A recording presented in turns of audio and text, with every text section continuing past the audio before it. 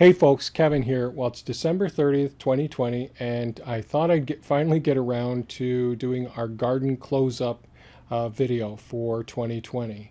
So as you can see, there's some snow on the ground today out here, and here's the eastern garden plot, and underneath much of the garden beds over in these areas here, there's tarps finally laid down, and we got those down, probably maybe 2 weeks ago now. We'll go through the process of getting things closed up here in just a couple of seconds. But I wasn't able to do as much recording over the end of the season this year because I just ran out of server space to go ahead and dump the recordings to where I save all our videos. Here we're in our western garden plot, and you can see the hoops are up guarding the blueberry plants, which we'll be going through in this video.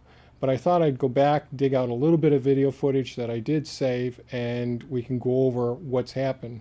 So back on October 15th is the day that I started doing a lot of the transplants. Things were going dormant at this time. Not completely dormant, but it's in the fall. So I decided to take some of the marginal strawberry plants that were along the margins in the most productive handicap access beds here.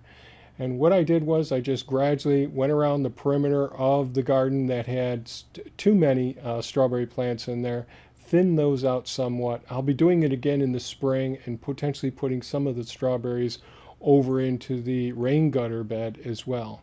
We'll see how that all works out. Then the next thing I did, and this is October 31st, I did shoot some footage. I took a lot of the trees. These are peach trees right here, and I had removed the peach trees, the nectarine trees that had the fungal disease, the black rot, and I went ahead and removed some of the other peach trees that I really didn't care for. And you can see these are the ones I started last fall from seed, and these peach trees look pretty good shape. So I'm going ahead and transplanting these out into the first food forest right here. Unfortunately, I was in such a rush running around here getting things done and doing some repairs that I had forgot that I had my mycorrhizal inoculum, so the beneficial symbiotic fungal organism that actually helps to feed the trees and bushes in the food forest. And I'll try to remember to make a video about the mycorrhizal fungi. But this is where I'm going ahead. I'm taking some of the soil mix that I had mixed up and putting that in with the peach tree here, and I go ahead and get labels for the peach trees and get cages around the ones in the first food forest. So that's how I got that done.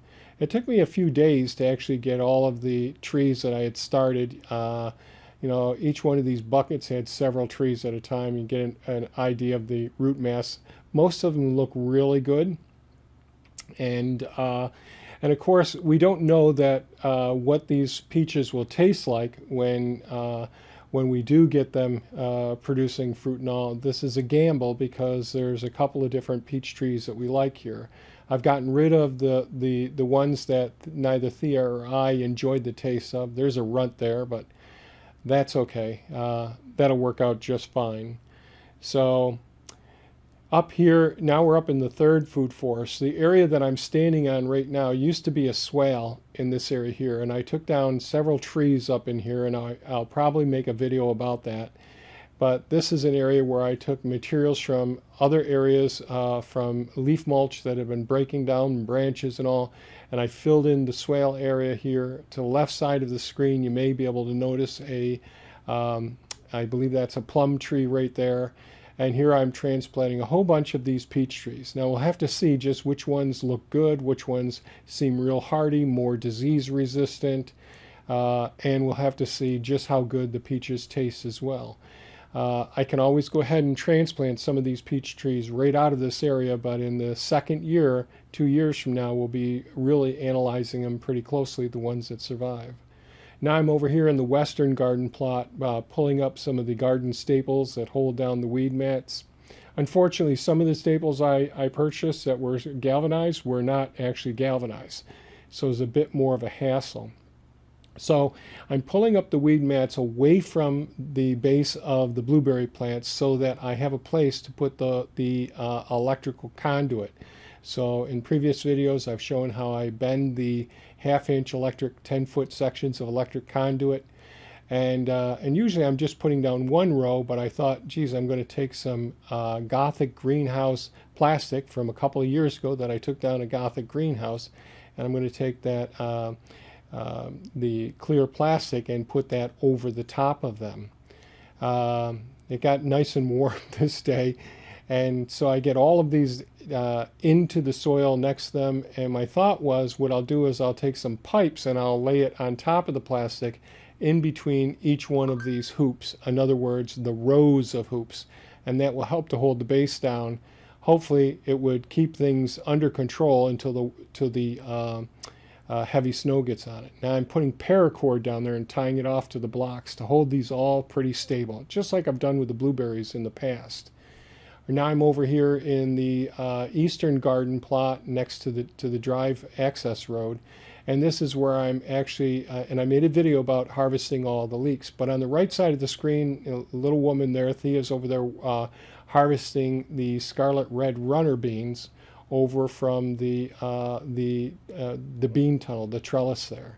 So while I was working on this, Thea was starting to harvest a lot of our various beans from the various trellises that we have on the property. So here we are harvesting more of the beans. We use the 30-gallon garbage cans to put the beans in. In previous years, we've done it when it's snowing and raining and all, and it makes the drying process of the beans a little bit more challenging. But in this situation, we actually got these off the vine. A lot of them were still green, but they're fully developed beans. And we just fill up these garbage cans and then gradually bring them over. Now we're over here in the work area here, and these are the drying racks that I built several years ago for drying garlic and all, and these are the scarlet red runner beans on here, and they're nice and dry at this point. That's half-inch hardware cloth. These are made out of scrap 2x4s. I split some of the 2x4s in half, and so they're 2x2s, actually 1.5 by 1.5, to give us a space so that we actually have a good 3 inches between each one of these rack systems, and I can stack them up pretty high. But this is about as high as it gets practically. I've got to make a few more because we do our garlic, our shallots, many different plants, drying them on these racks. These are 4 foot by 4 foot, so you get one roll of half-inch hardware cloth, and that ends up working out pretty well. The other thing that I do when I'm trying to dry these out is I go ahead and I turn on the dehumidifier, and that works out as well. So now we're up to November 20th now. So this is after the Halloween and before Thanksgiving, when I go ahead and get the garlic beds set for planting the garlic and the shallots. So I'm running down here with the dibbler, creating some holes, and I've already created one center row, and now I'm doing the outside row. And I'll probably come back and rechange that. Yep, so I took the tilther, went down, cleaned it up some, and planting 2 rows at a time right now. And ultimately I have 3 of these permanent raised beds with the wood chip paths in between, that 2 of which are going to be all garlic, and the one furthest from us, from where the camera is at this moment, is where the shallots go as well. So I was able to get those in the ground, which is November 20th. It looks like I got these in. There will be a video that I will try to produce talking about this is a garden area that is not irrigated, and we had the worst drought ever. Things worked out okay, but I'll make a video going over from planting to harvesting and all that. Now back to getting ready for closing up these garden beds for the winter time. First thing, we have these Premier 1 fences that we hook up to the T-posts, and then I go through and start gathering up all of this material and all, and get it tied up and put it in the in one of the gazebos. Now I'm taking that Gothic plastic. We got a calm day today on this day, and Thea and I are going to take this from the Gothic high tunnel or greenhouse, some people would call it, but it's not a heated structure, that I took down a couple of years ago. And this plastic we're going to put over the top of it. Unfortunately, this did not work out as well as I had hoped it would work. We got it all set up, we got it covering the area, and as I mentioned before, one of the things I do is take some of the galvanized pipes that I have and put them to help hold down the center. My theory was, or my hope was, that by doing this, the sides would be have some airflow, because I was afraid when spring comes and the sun starts hitting these areas, or we get a real sunny, warm day in the wintertime, the sun hits this, and I was worried about not enough airflow underneath it, and it could cook the blueberry plants. But we got this all set up, then we had nice high winds, and it totally destroyed it and all. And I ended up having to come back with more pieces of plastic and redoing it, but it is set now, as you could see in the beginning of the video as well. Here I'm going down, I'm using loppers going down where the kale is. We hardly used as much of this as we wanted to do, but all this material is going to go up and take care of the provide nutrients for the microorganisms that are in the soil that support all of our hazelnuts. So now I'm going through that same garden bed a few days later and pulling up the weed mats, pulling out the staples and all. And one of my goals here is when we tarp over the surface of all these weed mats in the winter months, some of these hard stem bases from whether it's broccoli, or in these two beds here, these were corn and all. So what I'm doing is I'm pulling the weed mats back, pulling the drip tapes back, getting those put in the central aisles where the walking paths are, then going over it a couple of times with the flail mower, and this just chews up anything that's there. Now we did have both wheat and alfalfa planted in each one of these beds, and that's getting chopped up as well, but the main thing was getting all of that material broken down. So a few weeks ago, I went ahead and we got some new parts for Hound, the skid steer, and that's the grapple. It's a rock grapple. It's a rock and brush grapple there, and on the other side of it, the two things sticking up that look like little grates there, those are part of a walk-through set of hydraulic forks for the skid steer as well. So that was another big purchase, getting those things ready for the skid steer so I can go into the woods next season and get a lot more work done. So I'm pretty excited about having those pieces of equipment.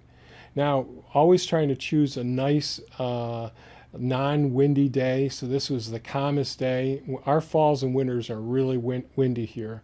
Thea's finishing reattaching the, just temporarily holding down some of the weed mats there for the beds. And I'm unraveling our smallest tarp here. And this is going over to the edge because our tarps are not quite large enough to be able to cover the entire central garden plot with one tarp. So we're getting that secured down with the bags of stone and like sand, and some boards as well, and getting that all down. And the tractor there, I'm pulling a trailer behind it. When that trailer, I usually keep a lot of the materials that are hold down materials from old boards and the gravel filled and stone filled weight bags that we use to hold everything down. Now, I didn't label the garden tarps, and I just discovered by seeing a slot in it, that one's got to go over to the eastern garden plot, so I'm untying the other one here. When working on the equipment there recently, I had to replace starters and various repairs on some of the equipment that we have. I twisted my back, and these tarps are pretty heavy for one man to carry around. And so Thea and I are rolling it out here so that we can get it set and get it all set up for this garden plot. And this is, again, is our central garden plot. We've strategically got a lot of the weighted bags around all of the spots around there. And Thea and I are going to go ahead and open up this tarp and get it to cover the other tarp. And then we're going to come back get the other edge of the tarp, the western edge where all the winds come from, and see if we can get that up close to the building and start getting that one laid down with some weights. Right up against the edge of the building is is where all the comfrey is, and we are covering up part of that right now, getting more weights around.